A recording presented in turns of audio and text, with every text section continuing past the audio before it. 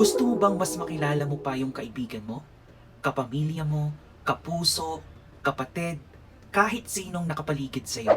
Yung tipong gusto nating maintindihan kung bakit sila gumagawa ng mga bagay na hindi natin lubos akalain na magagawa nila.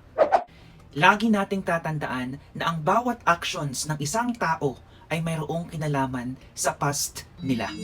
Kaya kung gusto mo silang makilala, I recommend to use this product of Miss Tony Gonzaga.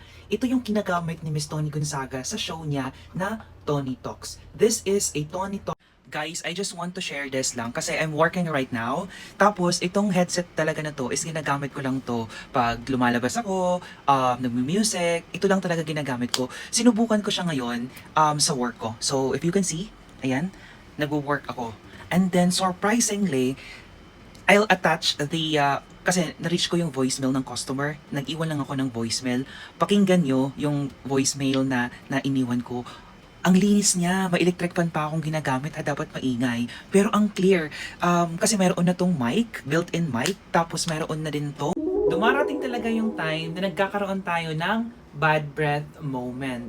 Kaya pag dumating yon, dapat ready tayo para iwas hassle. Ikaw mismo, kilala mo yung sarili mo if mayroon ka ng bad breath moment. Kaya kinakailangan mayroon kang baon na mouth spray. This mouth spray, this is one of the crowd's favorite right now here at TikTok, a mouth spray from Twin Relief. Yung maganda dito sa mouth spray na to, it has 0% alcohol, it has natural extract, and no harsh chemicals added. The reason why it's giving a cooling effect, kung hanggang ngayon naghahanap ka pa rin ng summer outfit, well, i-consider mo yung product na to. Look at this product.